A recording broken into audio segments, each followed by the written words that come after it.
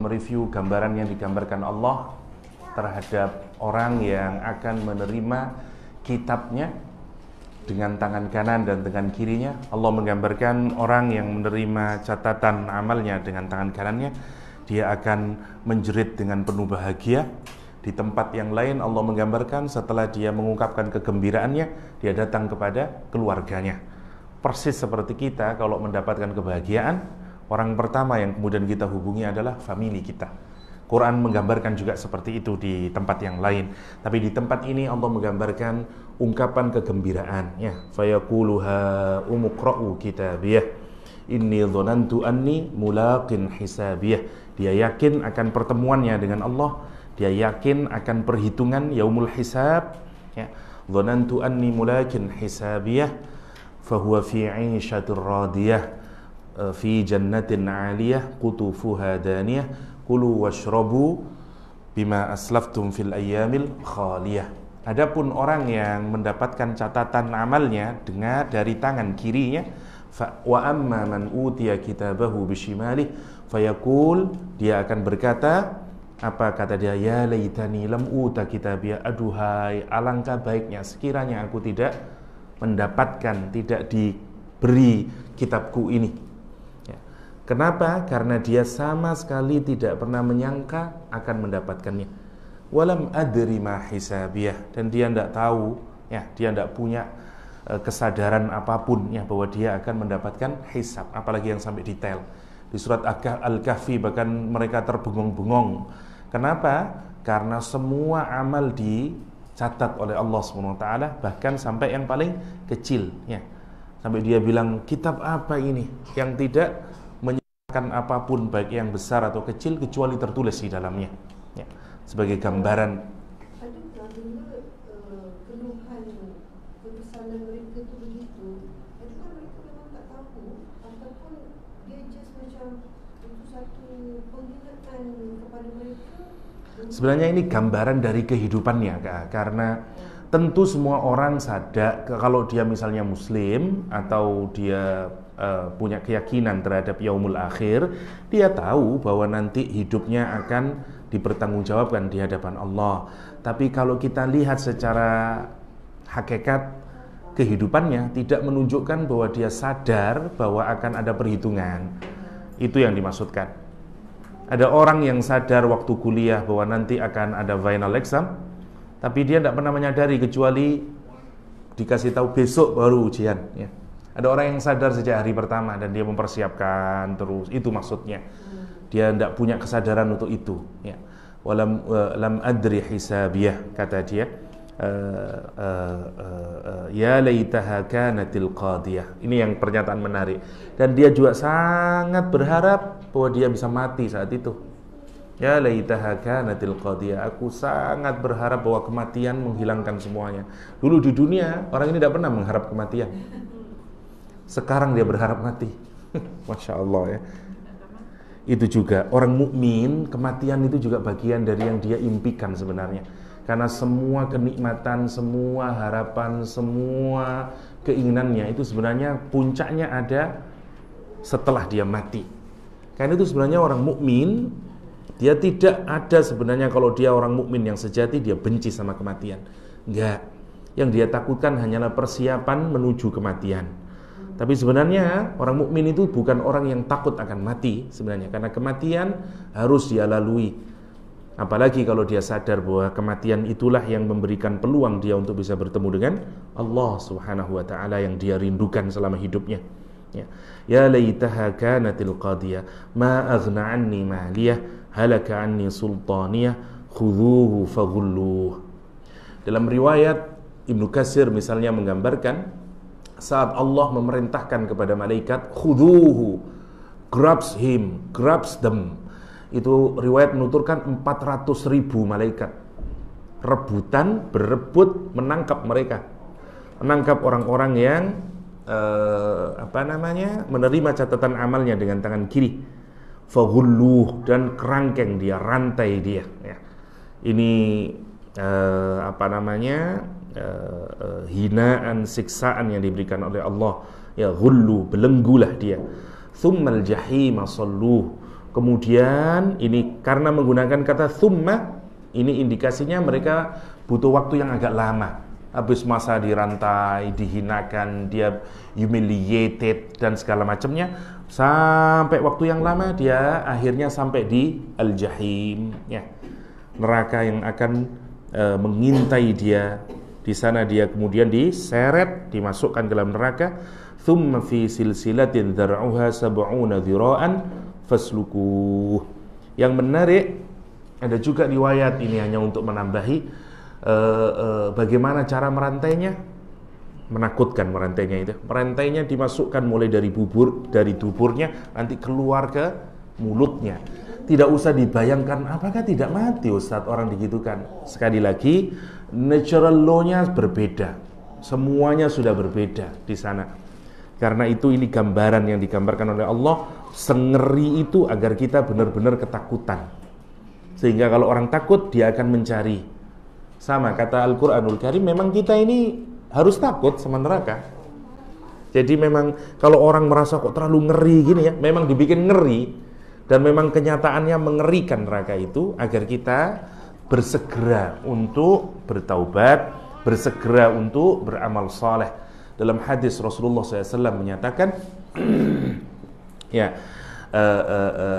siapa yang takut, kata man khafa adlaja, kata dia siapa yang takut maka dia bergegas-gegas. Wa man adlaja balaghal manzil, siapa yang bergegas-gegas dia akan sampai di tujuan. Ya. Rasul kemudian menyatakan, ala inna sil'atallahil ghaliyah, ketahuilah bahwa sesungguhnya perdagangan Allah Subhanahu wa taala itu mahal. Ala inna sil'atallahil jannah, dan ketahuilah sesungguhnya perdagangan Allah itu nanti balasannya adalah surga. Memang Allah seperti berdagang dengan kita hari ini, ya. Nanti Allah membeli kita dengan membeli amal soleh kita dengan surganya Allah Subhanahu wa taala. Nah, sekarang kita melihat apa saja perilaku mereka ini yang nanti ujungnya mereka akhirnya menerima catatan amalnya dengan tangan kirinya. Innahu kana la yu'minu billahil azim. Yang pertama adalah sesungguhnya dia kana dulu waktu di dunia la yu'minu. Lihat, perhatikan, Quran menggunakan fi'il mudhari' karena untuk menunjukkan meskipun zaman dahulu, ya, untuk menunjukkan dia terus menerus tidak pernah iman kepada Allah Subhanahu wa taala. La yu'minu billahil azim. Sekali lagi, yang disebutkan di ayat ini iman, ya, bukan Islam. Ada banyak orang yang mungkin ada pernyataan tapi iman itu urusannya di hati. Urusannya orang punya kesadaran yang masuk di dalam hatinya. Itu yang dimaksud dengan la yu'minu billahil azim. Yang pertama, wala yahuddu ala ta'amil miskin, ya.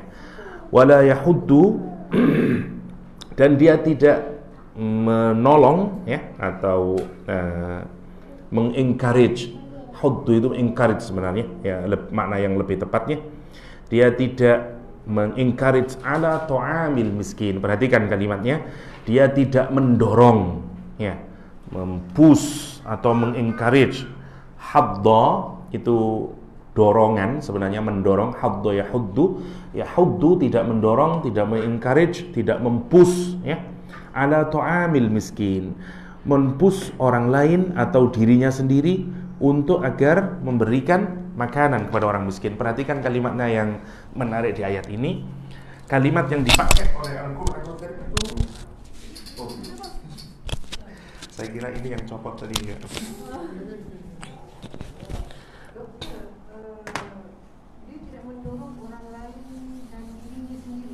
Ya, nanti saya jelaskan dulu ini, ya.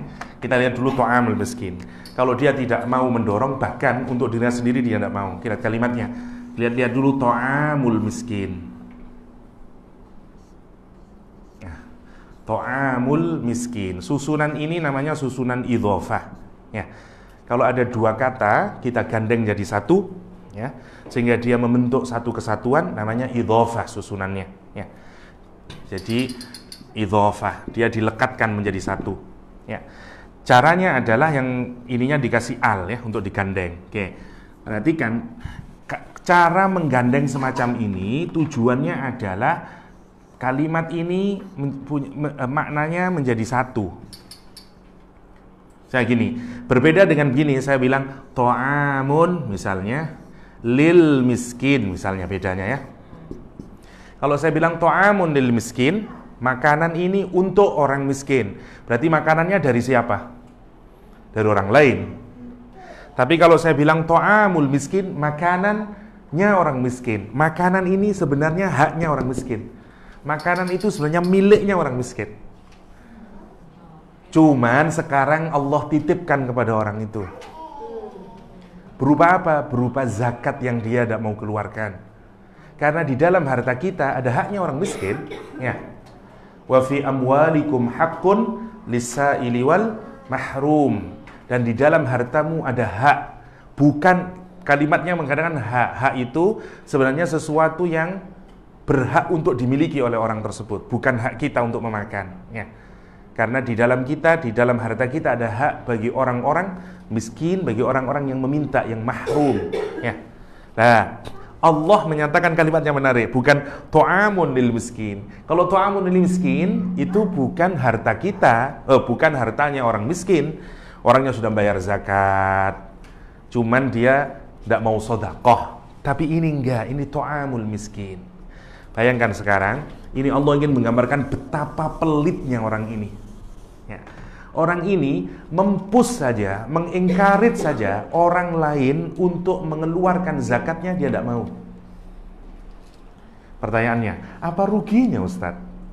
Wong dia tidak mengeluarkan uang, tapi dia tidak mau memberitahu, oke, ini sudah bulan Ramadan, bagi yang nisabnya sudah sampai, dihitung unisabnya itu uangnya nilainya minimal sama dengan orang memiliki 89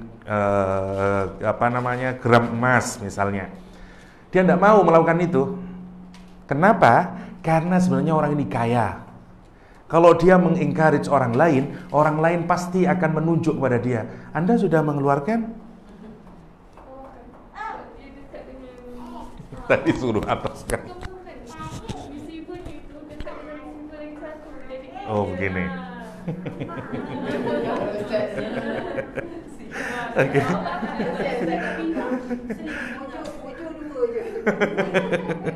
Jadi Allah itu sebenarnya di ayat ini ingin menunjukkan betapa orang ini individualistik. Saya tanya, kenapa orang ini tidak mau berbagi? Karena dia punya penyakit ini, hubbud dunya.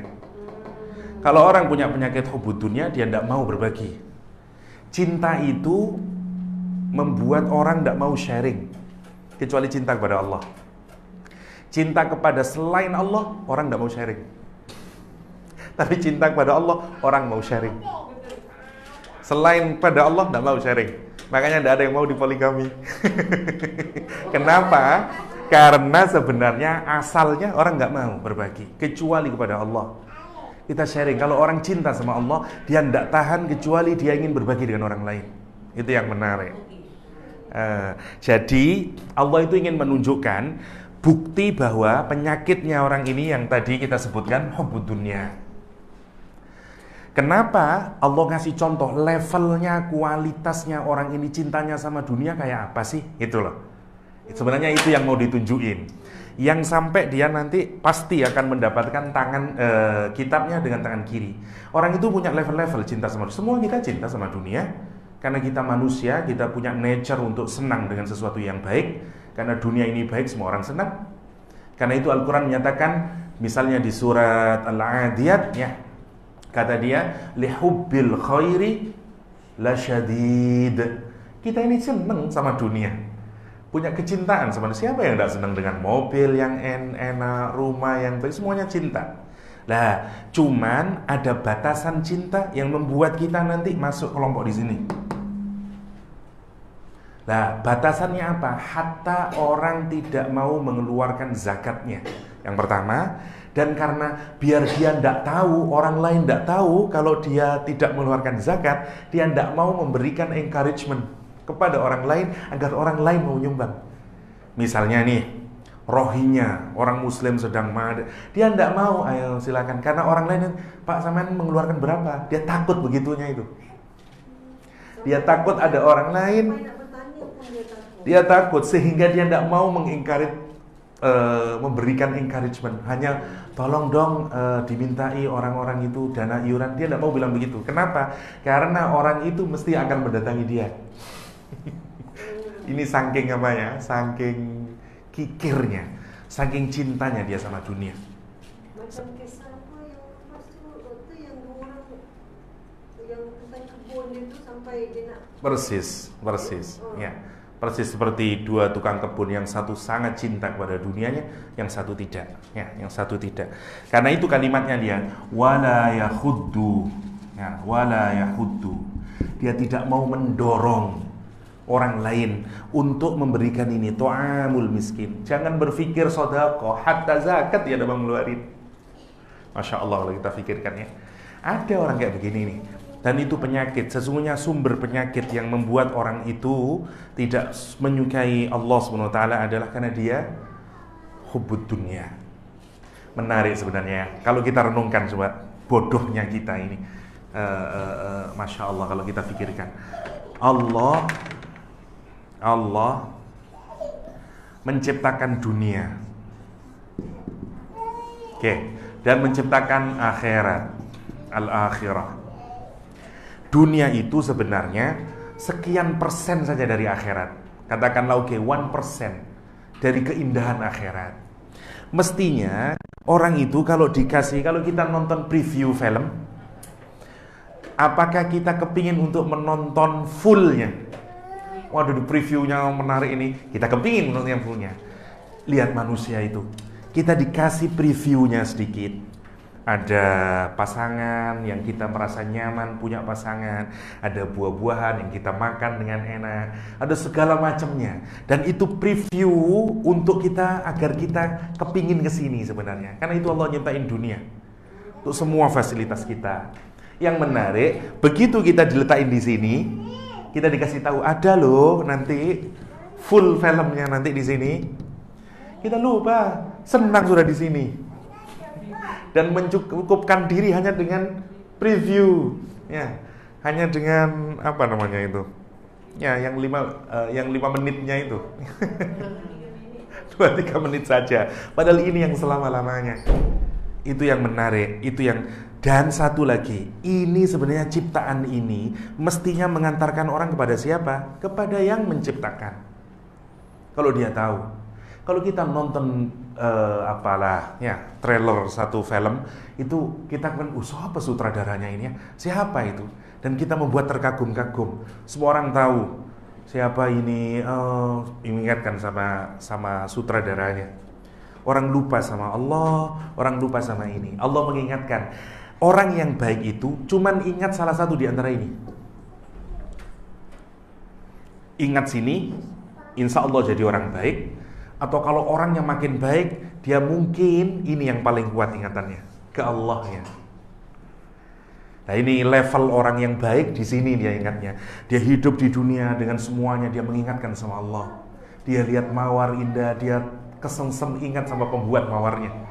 Dia melihat semua keindahan yang ada di dunia dan yang dia ingat adalah Allahnya.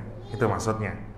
Lah, kalau orang tidak bisa sampai di sini karena kualitas imannya masih rendah, oke lah, tidak apa-apa, tidak ingat Allah dulu, tapi minimal you ingat akhirat. Karena ada life yang more beautiful, more permanent dan segala macamnya, itu loh maksudnya Allah. Karena itu orang kafir itu yang paling buruk adalah kalau ini dia tidak ingat, jangankan pasti dia tidak akan ingat ini. Itu maksudnya. Lah, ayat ini bicara tentang apa? Sini. Karena ini problemnya akut penyakitnya. Bagaimana kita mau introduksi Allah? Wong dia sama akhirat saja masih menolaknya, merefute, mereject dan segala macam itu loh. Karena di sini, karena hakko. Tapi Allah lihat untuk orang yang tidak percaya sama ini saja Allah sabar, ngingatin kita, dikasih. Ini loh orang-orang yang semuanya membanggakan dunia. Bagaimana sih kehancurannya? Allah menggambarkan semua contoh yang di sini nih, hubbud dunia. Allah menggambarkan Tsamud, gedungnya tinggi-tinggi, pilarnya tinggi-tinggi. Kalau sekarang mungkin Amerika Serikatnya lah zaman itu. Iram, Tsamud, Fir'aun, siapa? Dunia saat itu tidak ada yang paling hebat melebihi Fir'aun. Sekarang menjadi siapa Fir'aun? Muminya masih ada sampai saat ini. Untuk gambaran Nuh, umatnya Nabi Nuh, congkaknya, kaumnya Nabi Lut, semuanya ada sisanya sampai sekarang. Bagaimana kamu, ini contoh orang yang hubud dunia. Karena itu, bagaimana kamu tidak menjadikan ini sebagai tadhkirah, itu maksudnya. Bagaimana kamu itu hanya bisa mendengar dan kemudian tidak kamu wadahi, ditanam di dalam hati. Ya, di mana telingamu, kata Al-Quranul Karim.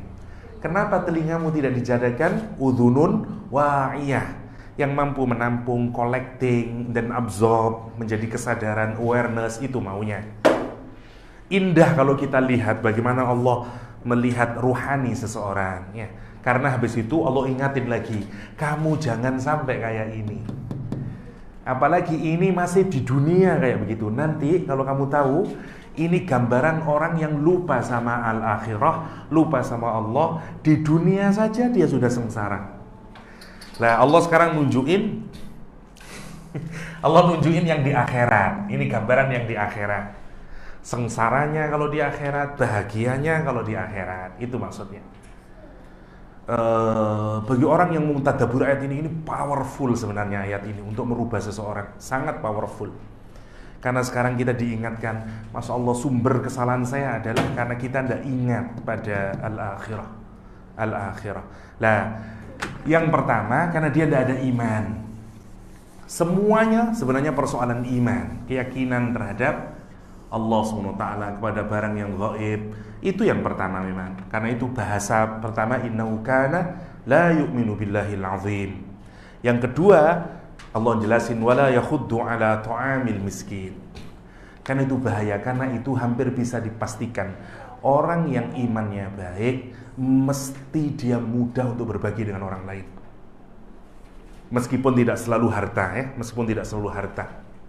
Mudah nolong orang lain, mudah membahagiakan orang lain, selalu begitu. Carilah orang soleh, mulai dari zaman sahabat sampai salaful ummah, mana yang dia tidak baik kepada orang lain? Enggak ada. Karena itu wala yakhuddu ala ta'amil miskin. Ya. Masya Allah kebaikannya kepada orang lain, itu maksudnya. Karena itu Allah sampai mengingatkan hatta dia memakan haknya anak orang-orang miskin, wala yakhuddu ala tu'amil miskin, ya. Oke. Jadi ini sebenarnya sudah cukup, ya. Tidak ada muhasabah untuk menunjukkan tidak ada iman di sini, ya. Atau mudahnya ini karena lemahnya iman, ya. Dan yang kedua karena hubbud dunia. Oke. Kita lanjutkan ayatnya. Wala tu'amun, apalagi fad. Kenapa sekarang begitu, ya? Falaisa lahul yawma hahuna hamim. Sekarang Allah menjelaskan resikonya. Falaisa lahul yawma hahuna hamim. Falaisa tidak ada. Falaisa lahu bagi dia. Falaisa lahul yawma saat itu, hari itu, hahuna di sana nanti itu hamim, dia tidak punya teman yang hamim. Teman dalam bahasa Arab ada banyak istilah, ya. Hamim adalah teman yang kalau kita sedang punya masalah, teman itu akan merasakan perasaan yang sama dengan kita. Kalau orangnya demam, dia ikut demam. Kalau dia sakit, dia ikut sakit. Hamim dari kata jadi hamim itu kalau ada air yang mendidih, ya, kemudian dia bergolak-golak, namanya hamim juga. Jadi hamim adalah teman yang ikut merasakan kesusahan kita. Itu untuk gambaran teman yang sangat dekat. Kalau temannya nangis, dia juga ikut nangis karena saking dekatnya dia. Karena saking dekatnya, namanya hamim. Teman yang bisa menghibur dia dan segala macam. Nanti di sana dia tidak punya hamim. Dia tidak punya hamim.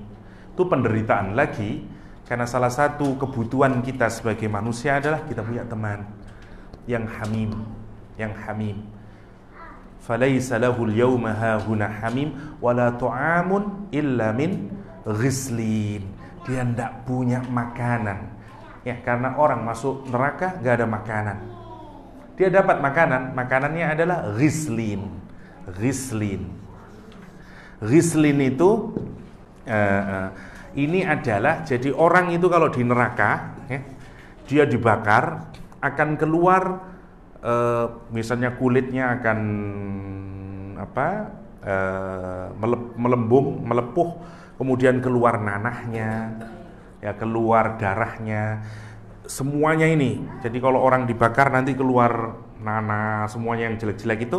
Lah, itu nanti semua dikumpulkan, lah mendidihnya, dan itulah yang disebut dengan ghislin. Mereka minum itu. Bukan minuman, jadi minumannya itu adalah penghinaan sebenarnya, karena semakin menjadi siksaan. Ya. Ada zakum ya, yang kalau dimakan justru akan merobek mulut, itu yang digambarkan Al-Quran. Gak ada.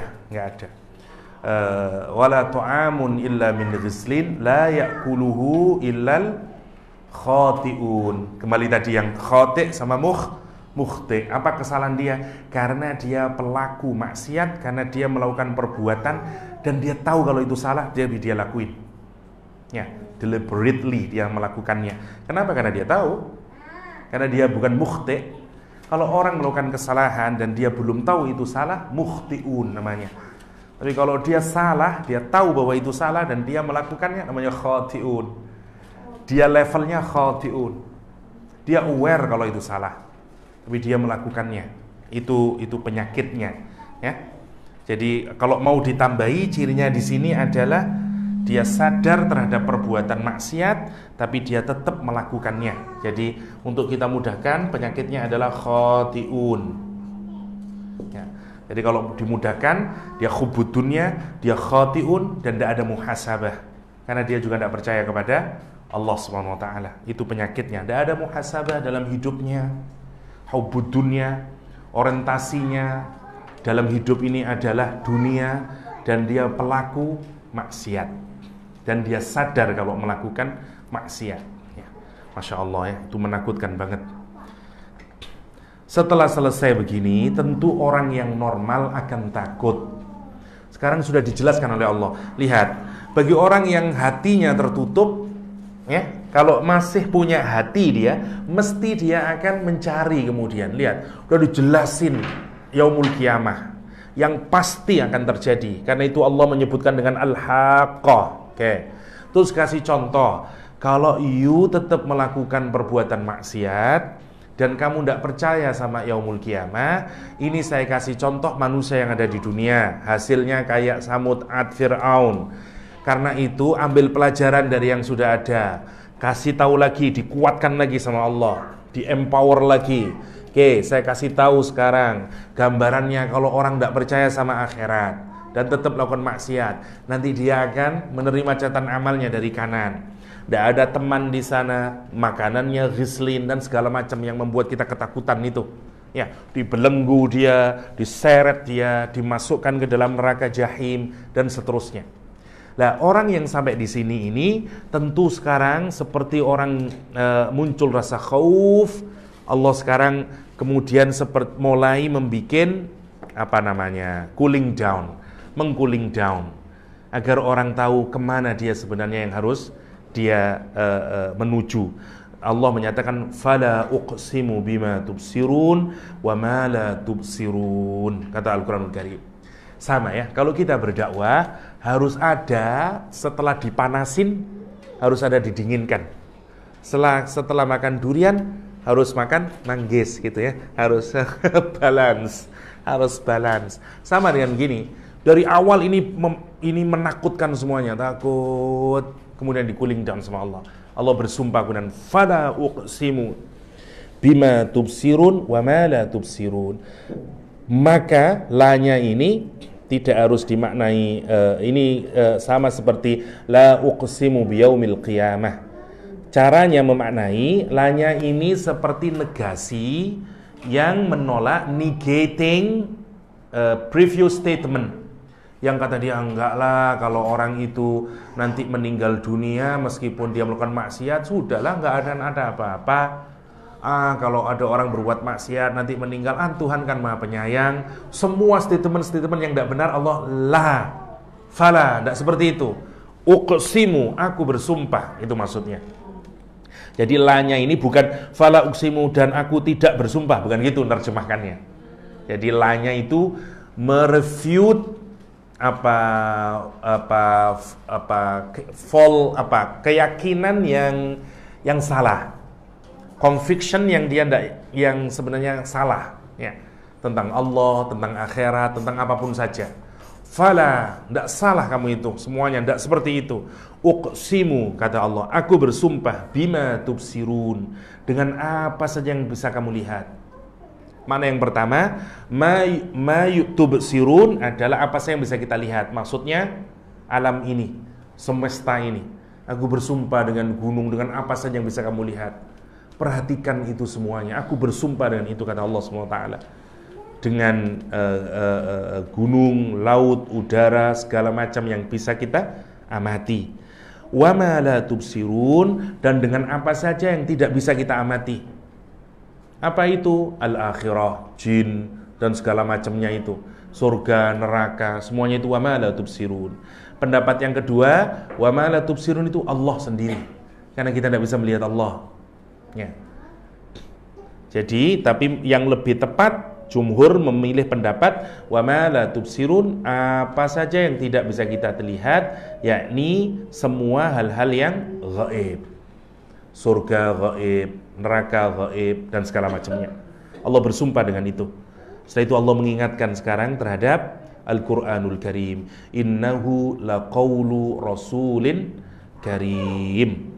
Sesungguhnya Al-Quran itu laqawlu rasulin karim. Rasul di sini bukan Nabi Muhammad, tapi malaikat. Malaikat Jibril disebut sebagai Rasul, ya. Gini, ada namanya qaul, ada namanya kalam, ya. Kalam, qaul, ya, kalam. Bedanya qaul sama kalam. Ada qaul, ada kalam. Secara bahasa sama aja, ucapan semuanya. Bedanya adalah kalau qaul, ya, ini ada messenger, ya, Rasul, ya. Ada X di sini, ngirim pesan ke sini. Bilang ya, misalnya apalah, A, B, C, D, ya, E, B, C, D, dia bilang begitu. A, B, C, D kalau bahasa Indonesia. Saya lupa. Nah, kalau dia kemudian mengucapkan lagi apa yang dia dapat dari sumber X tanpa dirubah sama sekali, karena dia cuman sekedar mengucapkan, namanya qaul. Tapi kalau kalam, dia mengucapkan sendiri redaksinya, dia bikin sendiri redaksinya, namanya kalam. Namanya kalam. Lah, Allah menyatakan Quran itu adalah laqaulu rasulin karim. Ya. Jadi maksudnya adalah Allah yang punya kalam. Ya, yang kalam sekarang Allah, namanya kalamullah, Quran. Diberikan kepada malaikat Jibril, ya. Ruhul Amin. Oke, berikan pada Ruhul Amin. Nah, Ruhul Amin memberikan kepada Nabi Muhammad SAW. Oke, dia yang jadi Rasul, dia yang menjadi messenger, kayak tukang pos, ya. Jadi dia yang menjadi tukang pos, ini ke sini ke Nabi Muhammad SAW. Tapi dia tidak nambahin sama sekali, tidak mengurangin sama sekali, perfect. Nah, karena dia mengucapkan, atau dia yang menjadi mediatornya, makanya disebut dengan qaul. Itu. Sesungguhnya Quran itu adalah qaul Rasul yang mulia, yaitu malaikat Jibril. Bukan berarti, berarti Quran itu bikinan Jibril, bukan begitu, ya. Karena dia cuma penyampai. Sama seperti tadi itu maksudnya. Innahu laqaulu rasulin karim. Jadi hakikatnya apa? Dia kalamullah. Cuma disampaikan melalui malaikat Jibril, namanya qaul. Sama seperti qalan nabi, ya. Berarti itu nabi, itu maksudnya, bukan meskipun melalui saya yang bicara, itu maksudnya qaul, ya. Innahu laqaulu rasulin karim. Sesungguhnya Al-Quran itu adalah ucapannya, qaulnya Rasul, utusan karim yang mulia, yakni malaikat Jibril.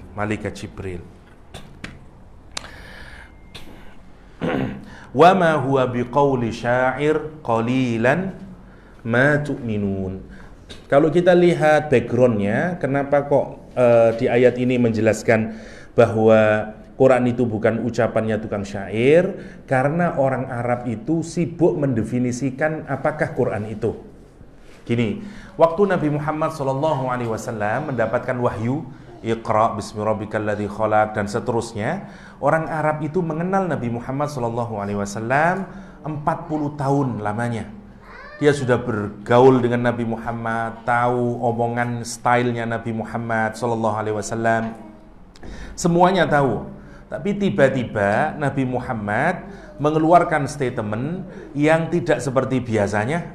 Ya, saya kalau insya Allah sekarang Kak H tahu gaya omongan saya.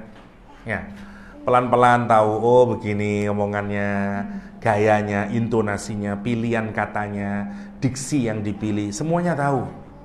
Kalau tiba-tiba saya ngomong seperti orang Malay, pasti tuh ini dari bukan ini. Pasti tahu. Bayangkan kita hanya bertemu katakanlah 1 bulan kalau dikumpulkan atau 3 minggu sama yang sama yang Ramadan misalnya, orang sudah bisa notice, oh ini omongannya begini, gaya bahasanya begini. Sekarang bayangin kalau kita bertemu dengan orang yang sudah bergaul dengan kita 40 tahun, hafal sudah. Nah, tiba-tiba Nabi Muhammad mengeluarkan ucapan yang tidak seperti biasanya. Iqra bismi rabbikal ladzi khalaq. Tiba-tiba al-haqqah mal-haqqah wa ma adraka mal-haqqah. Bingung orang Arab. Hatta orang Arab bingung. Ini apa Muhammad ini?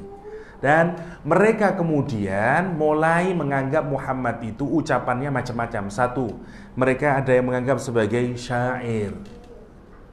Tapi kelemahannya adalah dia dianggap syair. Tapi sebenarnya orang Arab sendiri tidak mengaku itu sebagai syair. Kenapa? Karena syair Arab itu punya pattern. Ada 16 patternnya. Namanya bahar-bahar itu. Ya, ada bahar tawil, macam-macam. Ada rumusnya 16. Jadi kalau kita mau bikin syair Arab, tidak bisa keluar dari 16 pattern. Ya, sama lah seperti orang bikin sajak, ya, bikin apalah pantun, ya. Ada gula, ada semut misalnya, apalah, ya. Saya tidak bisa berpantun, ya. Orang Malaysia pinter, ya. Ada yang kalau orang Indonesia yang tidak bisa pantun, dia sebutin bunga mawar, bunga kamboja. Itulah nama-nama bunga. Nah. Karena dia tidak bisa berpantun, dia sebutin awal-awal seperti berpantun. Ikan pari, ikan tuna, ikan hiu, ikan itu. Terakhirnya itulah nama-nama ikan. Karena dia nggak tahu bagaimana bikin. Saya termasuk orang itu, saya nggak tahu. Nggak bisa berpantun. Akan ketahuan dan orang tidak menganggap itu sebagai syair. Itu maksudnya. Nabi Muhammad, Quran itu tidak sama sekali ngikutin 16 pattern syair. Sehingga meskipun dia disebut syair, orang Arab sendiri sebenarnya tidak yakin, tidak bisa ini disebut syair. Itu yang menarik dari Quran. Ya. Karena dia punya struktur sendiri, punya gaya sendiri. Kelihatan seperti misalnya kayak Tola'al badru alaina min thaniyatil wada. Itu syair, ada polanya itu. Wajaba syukru alaina mada'a lillahi da. Ada polanya. Karena tidak bisa kita ada polanya, ya.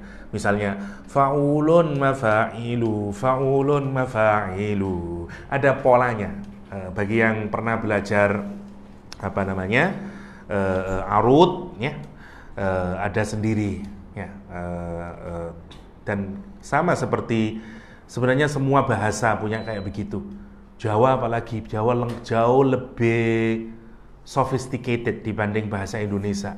Ya, dia punya syair-syair yang macam-macam itu, ada dandang gulo, ada macam-macam yang melambai-lambai itu tapi ada cara bacanya. Nah gitu-gitu itu. Ada lagu-lagunya, cara pembacaan syair. Melayu juga punya, semua bahasa punya. Dan kalau orang keluar dari pattern itu, tidak mungkin dia disebut sebagai syair. Itu kelemahannya. Quran menyatakan bahkan wa ma huwa biqauli syair, dan dia bukanlah ucapan tukang syair. Nabi Muhammad tidak bisa syair, ya. Bisa sih, tapi dia tidak terkenal sebagai orang yang biasa mengungkapkan syair, ya. Qalilan ma tu'minun, sedikit sekali kamu itu mengimaninya, ya. Kata Al-Quranul Karim, sedikit sekali kamu beriman kepadanya. Wala biqauli kahin, dan dia juga bukan ucapan kahin, dukun. Karena dia menganggap syair itu tidak, seperti misalnya kayak Abu Jahal juga menganggap syair. Terus dulu yang pernah kita bahas itu siapa? Bukan Utbah, satunya saya kok lupa. Yang Al-Quran menggambarkan memiliki banin mamdud, ya, mali wa banin, dia punya harta dan anak-anak yang sangat banyak, ya. Dia menganggap kahin akhirnya Nabi Muhammad SAW, ya. Salah satu anaknya nanti menjadi pahlawan dalam Islam, Saifullah Al-Maslul, lupa saya, ya Allah. Nantilah bisa di-recall. Wala biqauli kahin, dan dia bukanlah ucapan kahin. Cara paling mudah kalau dia bukan syair adalah kahin. Karena kahin itu, jadi ada dua masih kelemahannya kalau Quran itu dianggap ucapan paranormal. Satu, ucapan paranormal itu tidak punya struktur dan biasanya tidak bisa difahami. Dia cuma menyusun angka-angka hum wilaheng dan segala macamnya. Abrakadabra, apa maksudnya? Tidak tahu, ya, tidak tahu. Semua kerjaan dukun kayak begitu itu, ditambah-tambah. Karena dari jin senang, apalagi ciri-ciri kalau misalnya ada wiritan dari jin dan segala macam, meskipun menggunakan Quran, cirinya dipotong-potong Qurannya. Potong-potong, dirubah, dibalak-balik. Karena jin kafir itu senang kalau Qurannya dirubah, dan nanti dia akan nolong, ya. Nah, biasanya kalau kita dikasih amalan yang merubah-rubah ayat Al-Quran, tapi dirubah susunannya, dipotong di tengah dan segala macamnya, itu biasanya dari jin. Nah, yang satu, Quran itu ada maknanya, indah susunannya, tidak bisa dia disebut kahin. Kenapa disebut kahin? Hanya karena satu, ucapan kahin itu punya impact, punya asar. Misalnya kalau orang mengikuti membaca mantra begini-begini, nanti akan meretakkan hubungan suami sama istri, ya. Misalnya kalau orang baca ini nanti akan, Quran itu punya impact semacam itu menurut orang Quraisy. Karena begitu baca Al-Quran, orang punya impact, kesengsem dia, cinta dengan Quran. Akibatnya berkelailah antara suami dengan istri, antara orang tua dengan anak, karena dia tidak mau melepaskan diri dari Quran. Efek itu yang kemudian dianggap ini agak mirip dengan kahin, itu maksudnya. Wala biqauli kahin qalilan ma tadhakkarun, sedikit sekali kalian mengambil pelajaran darinya. Tanzilum min rabbil alamin, justru Quran itu adalah diturunkan, ya, min rabbil alamin, dari Rabb al-alamin. Kita sudah bahas. Nah, Allah sekarang menunjukkan hakikatnya Al-Quranul Karim. Dia datang dari Allah Subhanahu wa ta'ala melalui malaikat Jibril, ya, yang tidak ada tambahan sama sekali, tidak ada pengurangan sama sekali. Allah bahkan mengatakan, walau taqawwala alaina ba'dul aqawil, kalau kamu mengada-adakan, taqawwala, nambahin sedikit, ngurangin sedikit, namanya taqawwala. Kita ini kalau dapat message biasanya taqawwala. Lebih panjang, ya. Sentennya satu, ya. Kalau itu di forward, jadi lebih panjang lagi. Nah, namanya taqawwala. Allah menyatakan walau taqawwala, ya. Yang menarik, kalimatnya menggunakan lau, bukan in, bukan idza. Lau itu dulu pernah kita bahas, pengandaian yang tidak mungkin terjadi. Jadi Nabi Muhammad tidak akan sama sekali. Ini hanya untuk menegaskan saja bahwa Quran itu pure, murni, tidak ada campur tangan siapapun, dan dia as it is. Itu maksudnya. Sampai dengan kalimat walau, kalaupun saja, taqawwala, Nabi Muhammad itu nambah-nambahin sedikit, ngurangin sedikit, alaina ba'dul aqawil, dirubah-rubah sedikit, Al-Qur'annya dirubah. La akhadna minhu bil yamin. Karena orang kafir tadi menganggap syair, menganggap kahin, Quran menegaskan ini asli, nggak ada tambahan. Ya.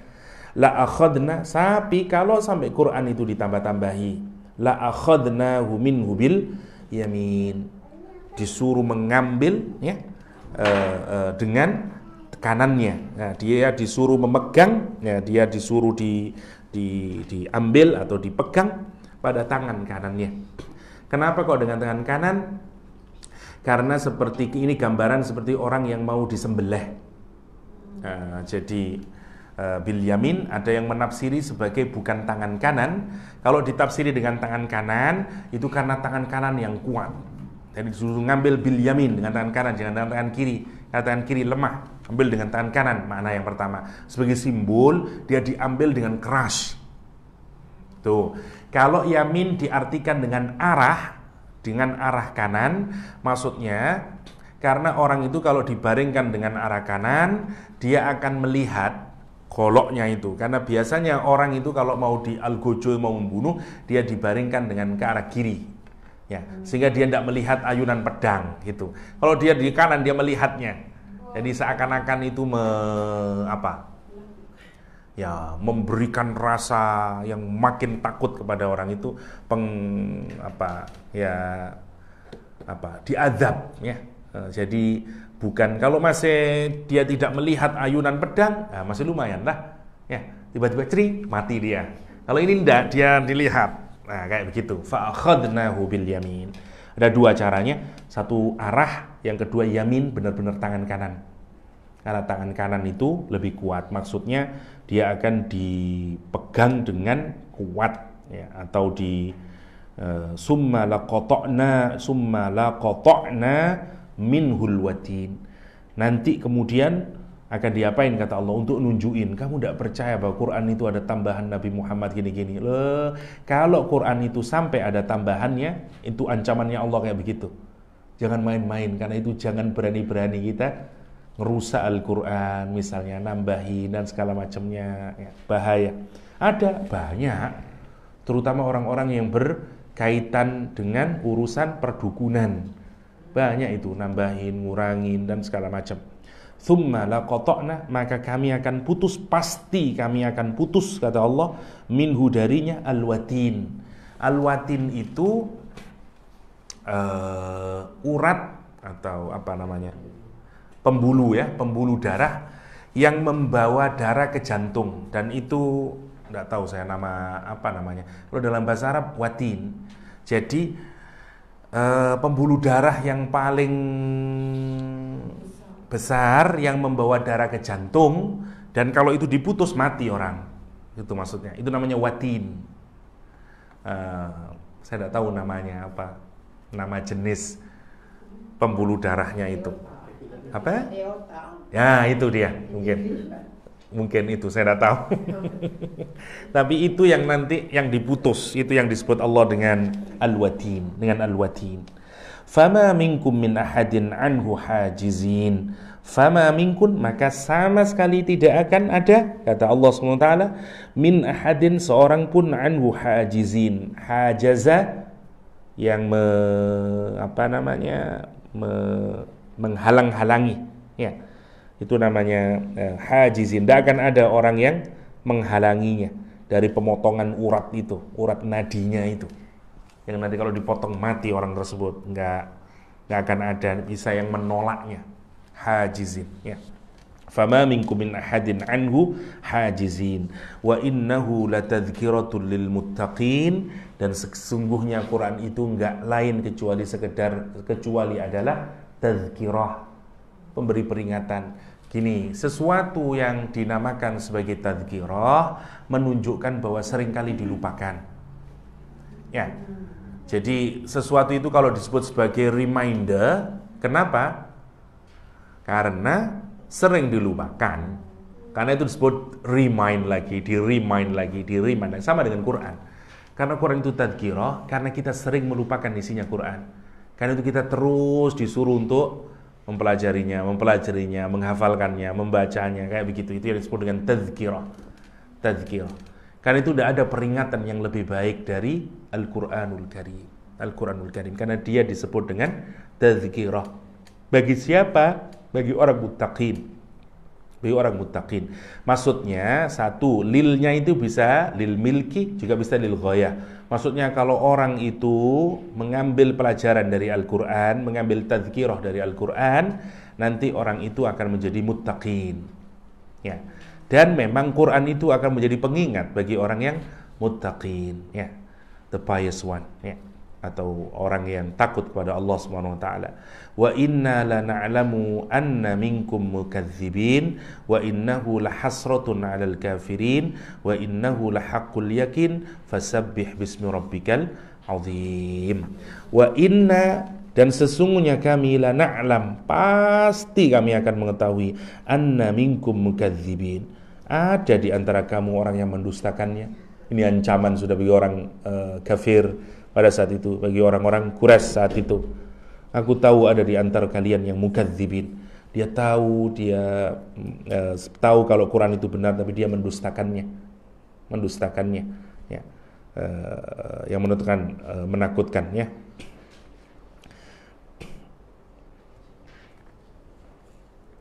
Walid bin Mughirah, lah sekarang saya bisa merecall, ya.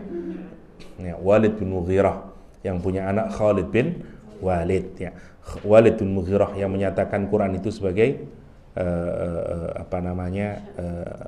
syair dan kahin, ya. Oke. Wa inna lana'lamu anna minkum mukadzibin, dan dia berdusta. Walid bin Mughirah berdusta karena awalnya dia menyatakan Quran itu benar, Quran itu punya manis, Quran itu indah, kata dia. Bukan ucapan jin, bukan ucapan awalnya dia yakin. Tapi karena dia takut, ya, reputasinya hancur di masyarakatnya karena dihinakan oleh Abu Jahal, ya, maka dia menolak untuk mempercayai Al-Quranul Karim. Abu Jahal termasuk orang yang mempercayai Quran, bahwa Quran itu datang dari Allah, ya. Sama Ahnas bin Syurek, Abu Sufyan pada saat itu semua mempercayai, tapi dia mukadzibin. Ini seperti, bayangin kalau kita membacanya mungkin seperti biasa, tapi bayangkan ini dibaca pada saat itu di hadapannya, yang berdegup itu hatinya Abu Jahal, hatinya Walid bin Mughirah, hatinya orang-orang yang sebenarnya dia tahu ini Quran ini benar, dan Quran bisa membaca hati mereka. Itu maksudnya. Itu kan beda rasanya pada saat itu. Wa inna lana'lamu anna minkum mukadzibin. Itu orang, Muhammad kok bisa tahu ya? Bisa begitu itu, ya. Wa inna lana'lamu anna minkum mukadzibin wa innahu lahasratun 'alal kafirin. Ya. Dan Quran itu nanti di yaumul kiamah benar-benar akan menjadi apa? Hasrah. Ya. Menjadi penyesalan, ya. Bagi siapa? Bagi orang-orang kafir, karena kenapa dulu saya tidak, dan segala macam. Termasuk jangankan bagi orang muslim, bagi kita saja yang menyia-nyiakan Al-Quran, nanti kita akan hasrah. Akan kalimatnya nanti sebagaimana di dalam surat Al-Furqan itu, ya hasrata, kalimatnya, ya. Menarik, ya. Padahal mestinya ya hasroti, tapi diganti ya hasrata, ya, kalimatnya. Duhai kemalanganku.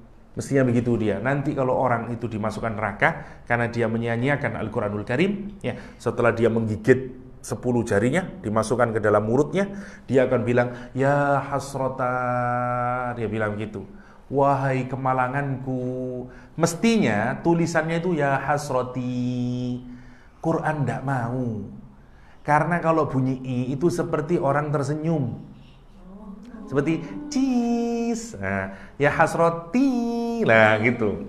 Quran tidak mau, diganti kalimatnya. Hatta bunyi i awalnya orang Arab itu kalau dia sedih dia bilang ya hasroti, diganti. Ya-nya itu diganti a, ya hasrota. Lah kalau ta itu pas menggambarkan kesedihan gitu. Masya Allah, sampai segitunya. Hatta punya wajah yang tersenyum di neraka tidak mau Allah, Masya Allah ya. Hatta pengucapan yang membuat orang tersenyum diganti. Ya hasrati, ya hasrata. Karena itu Quran menyatakan wa innahu la hasratun 'alal kafirin wa innahu la haqqul yakin, dan sungguh Quran itu adalah al-haq al-yakin. Ya. Quran itu adalah kebenaran yang benar-benar diyakini. Kalau kita belajar sungguh-sungguh Al-Quran, kita akan sampai pada kesimpulan ini memang that's the real truth, ini yang benar itu, yang akan membuat orang yakin seyakin-yakinnya. Fasabbih bismi rabbikal azim. Kalau kita sudah sampai kesadaran itu, terus tahu benar Quran itu datang dari Allah, kita mulai mentadaburinya, ujungnya mesti kita akan bertasbih. Fasabbih, ya, Maha suci Engkau ya Allah, bismi rabbikal azim. Ya, kita akan mendeklar kesempurnaannya Allah SWT dengan menyebut apa? Namanya yang agung. Ismu rabbikal azim, bismi rabbikal azim. Ya, itu kesadaran akhirnya kita memuji lagi kepada Allah Subhanahu wa taala. Kalau kita menyadari itu, nanti kita Masya Allah betapa terhormatnya kita. Kalau kita renungkan, apa yang membuat kita ini diizinkan oleh Allah, mulut kita yang banyak dosanya itu diberi kenikmatan untuk bisa membaca Al-Quran. Ada sekian miliar manusia yang Allah tidak izinkan untuk membaca Al-Quran. Dan kita ini diberi kemuliaan, meskipun kita banyak dosa, diberikan kemuliaan untuk bisa membaca Al-Quran, membaca kalamullah. Itu kalau kita merenungin itu saja sudah cukup kita bersyukur kepada Allah SWT. Gini ya, misalnya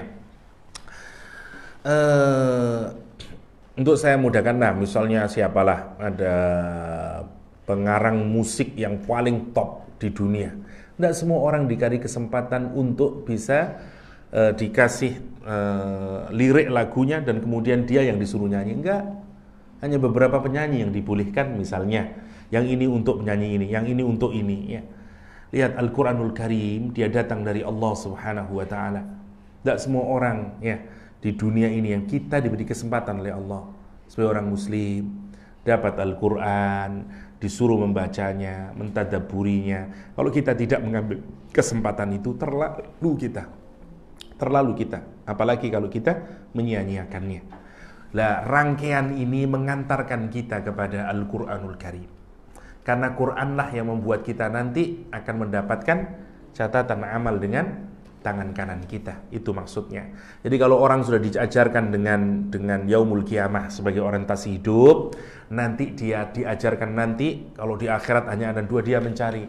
Terus bagaimana saya ini bisa selamat agar saya ini dapat catatan amal saya dengan tangan kanan? Tidak ada lain kecuali peganglah Al-Quran, tadabbur dengan Al-Quran. Quran bahkan menyebutkan disuruh megang dengan sungguh-sungguh, ya, dengan sungguh-sungguh, ya, agar kita ini kemudian mendapatkan tadzkirahnya yang mengarahkan kita menuju ini Shiratal Mustaqim kalau bahasa Al-Fatihah, atau kita akan diberikan kitab kita dengan catatan buku kita akan diberikan melalui tangan kanan kita, itu biyamin. Kira-kira itu secara singkat surat Al-Haqqah ya, yang sekali lagi pokok sentralnya adalah berkenaan dengan iman terhadap yaumul qiyamah dan Al-Quranul Karim ya. Silakan kalau ada yang mau dipertanyakan sebelum kita akhiri. Ya. Ayat yang ke-24 Ya. Dalam terjemahan ini, dan juga dia tidak mendorong orang lain untuk memberi makan orang miskin. Ya. Jadi bila Ustaz explain tadi, ianya berkenaan dengan zakat. Ya. punya terjemahan memberi makan orang miskin, spesifik orang miskin. Ya. Kenapa saya tadi merefer ke zakat? Begini, karena kalimatnya disusun dengan model idhofah. Maksudnya begini, kenapa saya simpulkan ke zakat? Karena kita ini di dalam harta kita ada haknya orang miskin. Haknya orang miskin itu dalam bahasa fikih adalah zakat. Zakat itu bukan uang kita. Karena itu orang itu tidak bisa dianggap generous kalau dia mengeluarkan zakat. Lawang memang bukan harta kita, masa itu generous? It's not mine, that's yours, itu punya kamu itu. Cuman sekarang dititipkan ke saya dan kita wajib mengeluarkannya. Lah, kapan orang disebut generous? Kalau dia mengeluarkan sedekah, itu yang generous. Ya, tapi kalau zakat tidak berhubungan dengan generosity, dia bukan milik saya. Ngapain saya kemudian disebut generous? Yang menarik, orang sekarang ini ngeluarin zakat saja sudah merasa generous. Masya Allah ya. Mau kaya raya sebab nanti bayar zakatnya banyak. Tapi sebenarnya itu bukan duit dia. Bukan duit dia, benar. Karena itu orang yang tidak akan bayar zakat mesti tidak barokah dan mesti akan keluar. Percayalah, orang yang tidak bayar zakat pasti akan keluar melalui yang lain. Anaknya sakit, mobilnya tabrakan dan segala macamnya. Pasti dia, karena dia bukan hak dia. Bukan hak dia. Kalau Allah masih sayang sama dia, Allah ingatkan melalui yang lain. Entah dibikin sakit, entah apa. Nanti uangnya keluar juga. Nggak ada gunanya juga. Ya. Tapi kalau dia tetap kok makin baik, wah itu berarti memang ujungnya nanti neraka. Sudah kayak gitu. Sudah diingatin sudah. Sudah dispoil sama Allah SWT. Ya. Nah, sekarang kenapa saya tadi ke zakat? Karena Quran menggunakan susunan idhofah, ta'amul miskin. Makanannya miliknya orang miskin, gitu maksudnya. Makanan ini miliknya orang miskin, gitu maksudnya. Bukan miliknya kita. Kalau saya misalnya memberi makanan, itu berarti makanan milik saya, tapi saya berikan kepada orang miskin. Nah, Quran bukan menulis ta'amun lil miskin, tapi ta'amul miskin. Itu secara bahasa menunjukkan sebenarnya ini bukan miliknya orang tersebut, tapi miliknya orang miskin gitu. Lah, dia ini tidak mau mengencourage orang lain untuk memberikan zakatnya orang itu, mengencourage untuk memberikan makanannya orang miskin itu. Lah, dalam bahasa fikih namanya zakat gitu. Lah, tentu kalau diartikan kita tidak boleh mengartikan dalam bahasa fikih. Nanti orang, oh ini tidak salah ini begitu. Karena itu kita harus mengartikan secara literal. Orang tidak mengencourage memberikan makan kepada orang miskin. Ya. Tapi mana itu kurang tepat kalau kita dekati secara tafsir. Karena sebenarnya maunya bukan begitu. Allah ini untuk menunjukkan level kekikiran yang lebih sangat lagi. Wah itu sudah sangat levelnya.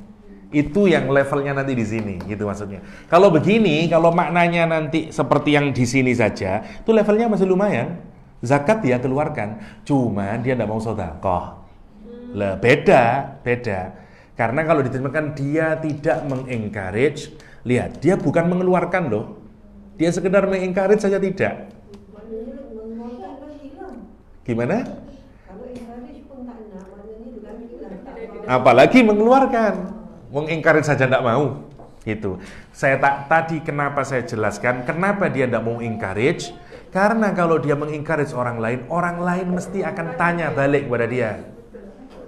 Itu yang dia tidak maui. Karena kalau ditanya balik dia tidak bisa lagi. Saya aja gaji saya segini ngeluarin, bapak kok tidak mau ngeluarin? Nah begitu. Karena dia tidak mau itu. Karena saking pelitnya dia, saking takutnya dia mengeluarkan hartanya itu. Makanya jangankan sedekah, hatta zakat dia tidak keluarkan. Itu maksudnya. Makanya disebut wala yahuddu ala ta'amil miskin. Ta'amul miskin. Quran sampai menyebutkan itu sebenarnya makanannya orang miskin. Maksudnya itu haknya orang miskin, bukan milik kamu. Itu seakan-akan menjelaskan begitu. Nah, beda dengan Nabi Muhammad SAW, dia sedekah terus. Jadi hartanya disedekahkan terus sampai tidak pernah mencapai nisab. Memang Nabi Muhammad tidak membayar zakat, tapi dia terus mengeluarkan sampai tidak pernah mencapai nisab untuk membayar zakat. Boleh. Boleh begitu. Wah, itu lebih dahsyat. Karena dia sampai tidak pernah saving. Ya. Masya Allah. Ya. Ada masjid di Indonesia yang model kayak begitu, menjadi masjid terbaik di Indonesia. Di Yogyakarta ada namanya Masjid Jogokarian. Masjidnya itu selalu nol saldonya. Selalu nol, kosong. Karena dia malu kalau masjidnya itu ada saldonya. Masih ada sisanya. Ada sisa. Karena kata dia, orang itu infak, maunya segera dapat pahala. Infak ke masjid, tapi oleh takmir masjid ditaruh di bank. Lah kapan dia dapat pahala?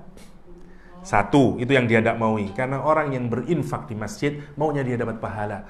Karena itu dia banyak, dia bikin program yang uangnya harus habis terus. Orang pertama takut, nanti bagaimana running masjid? Ternyata enggak.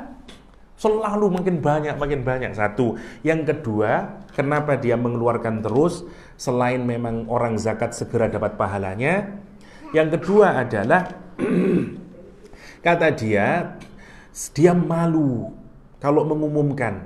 Di Indonesia setiap Jumat diumumkan saldo yang kita terima hari ini sampai Jumat hari ini sebesar begini. Ya, sama lah, ada pengumuman di Masjid Al-Ikhwan, ada pengumuman berapa pendapatan Jumat hari ini, 6.000 sekian misalnya, pendapatan Ramadan sekian. Sementara kata dia, di sampingnya ada orang miskin, tidak bisa makan. Di sana ada janda yang kekurangan, tidak bisa membiayai pendidikan. Sementara masjidnya bicara, kita punya uang 10.000. Kata dia, betapa bodohnya masjid yang kayak begitu, itu pengtakmirnya Jogokarian.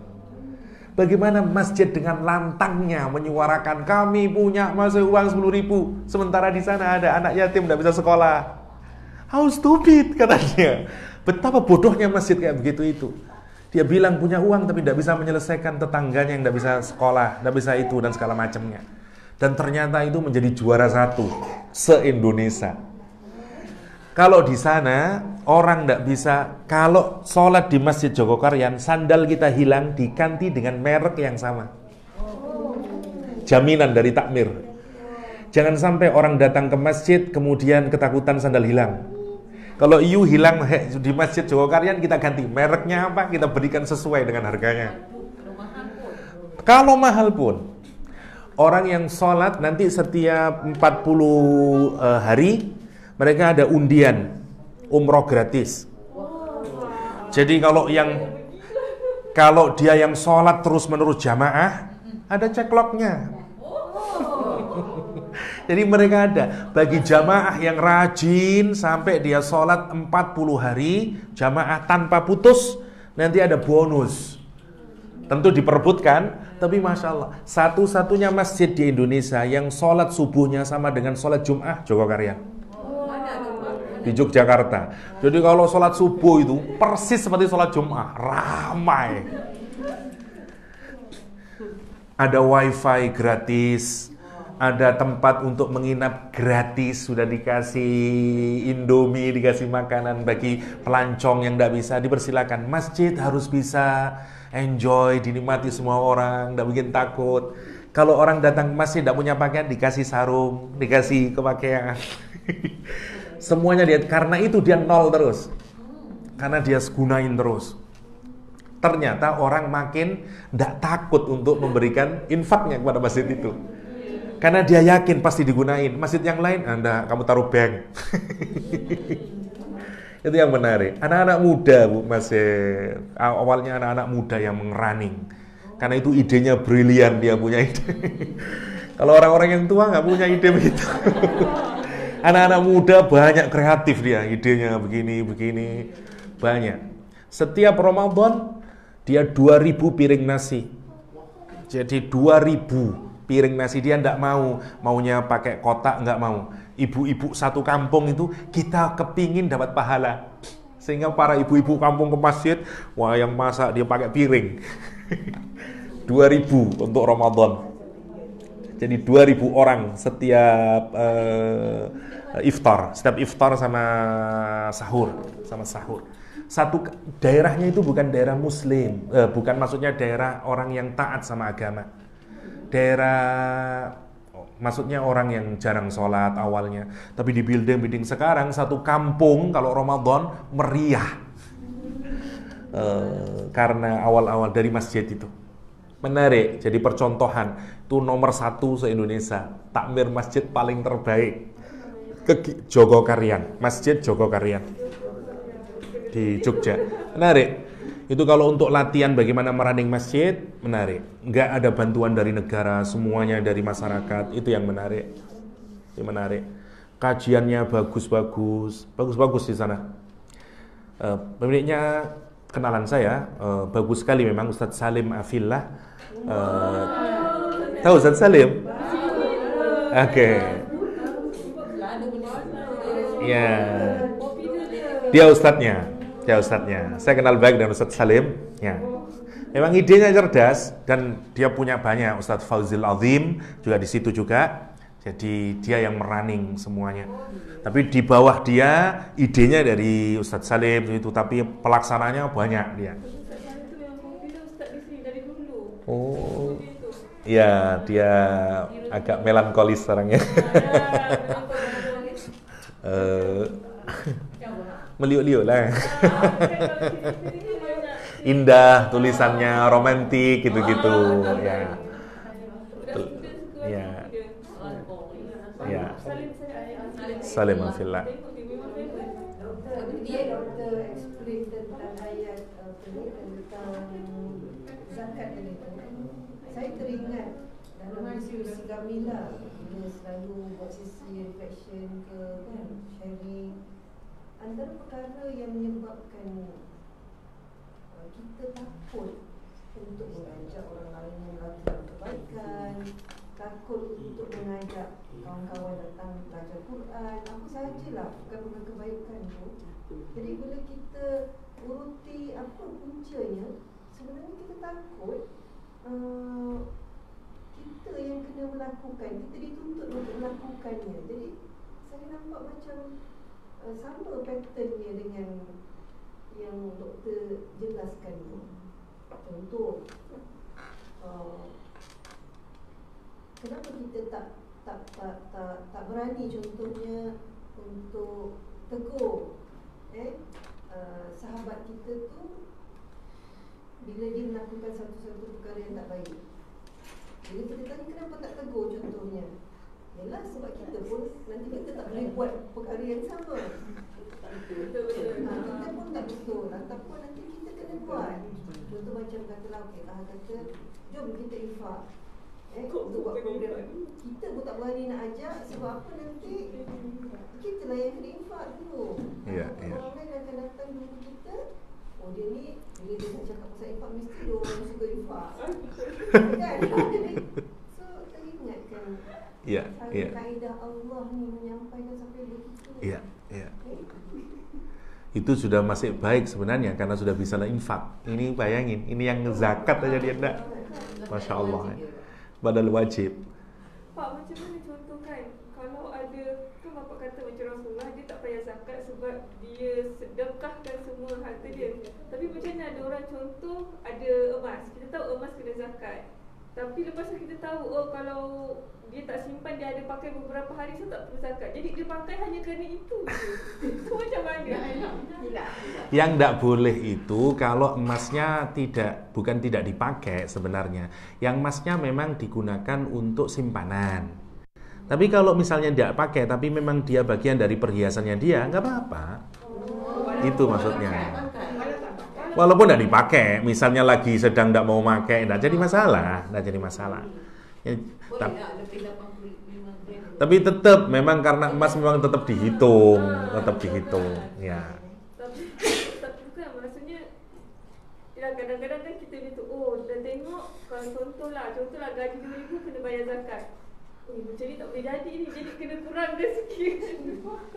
Ya, dan mencari celah sebenarnya, sama seperti tadi, dari celah dari aturan Allah SWT.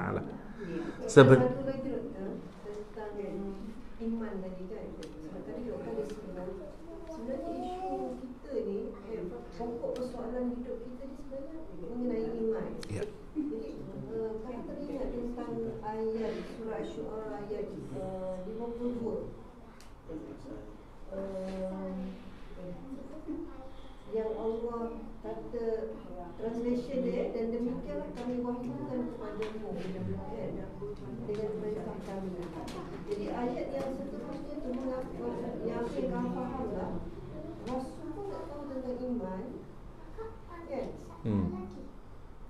Tapi Allah tunjukkan dia tu dengan wahyu tadi.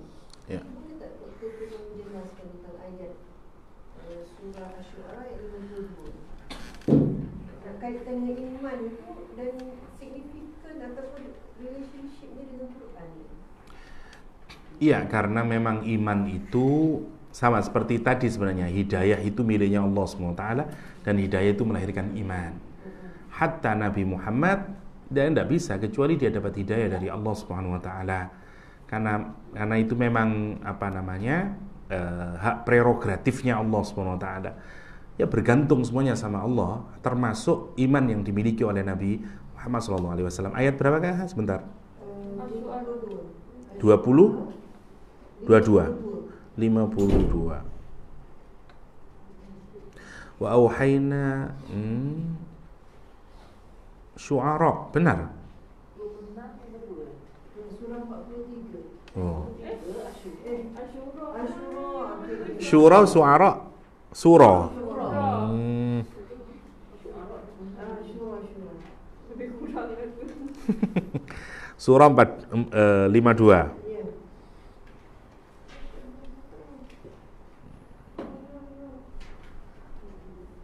Wa kadzalika auhayna ilaika ruhan min amrina ma kunta tadri mal kitab walal iman walakin ja'alnahu nuran nahdi bihi man nasha' min ibadina wa innaka la tahdi ila siratim mustaqim. Ya, sama persis. Misalnya sama seperti di surat Ad-Duha misalnya ya. Nabi Muhammad mencari-cari hidayah itu.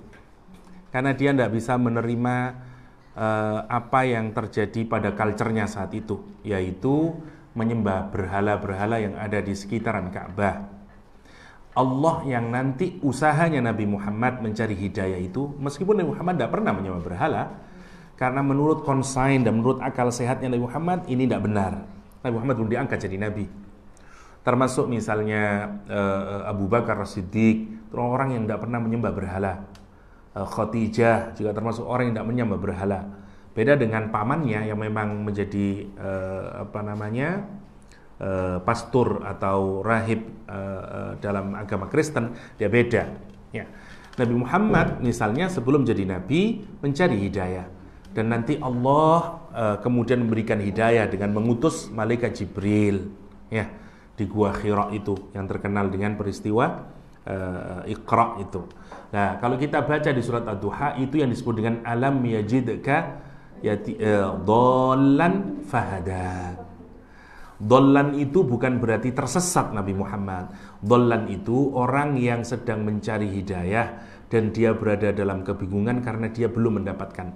Allah menyatakan, bukankah aku mendapati engkau Muhammad dalam keadaan belum bisa tahu hidayah? Fahada, dan aku kemudian yang ngasih hidayah, kata Allah SWT. Ayat ini sama, surat Asy-Syura itu sama nadanya, karena wa kadzalika sama dengan ini misalnya, ma kunta tadri, kamu tidak tahu, mal kitabu walal iman. Ya, kitab iman dia tidak tahu, walakin ja'alnahu nuran, akan tapi kami jadikan cahaya, nahdi bihi man nasya, ya, yang akan berikan hidayah dengannya kepada siapapun yang kami kehendaki min ibadina, dari hamba-hamba kami. Wa innaka latahdi ila siratim mustaqim. Allah yang ngasih hidayah. Sama, termasuk hidayah yang paling terbesar diberikan kepada Nabi Muhammad, dan melalui Nabi Muhammad kita semuanya mendapatkan hidayah Al-Quranul Karim, ya, mendapat hidayah Islam, ya. Itu karena sumber hidayah ujungnya adalah Allah Subhanahu wa ta'ala. Karena itu kalau kita mau mengajak orang menuju Islam dan selanjutnya, kita harus yakini bahwa pemberi hidayah adalah Allah Subhanahu wa ta'ala. Mungkin tidak disebarkan nanti recordnya ya. Saya punya teman orang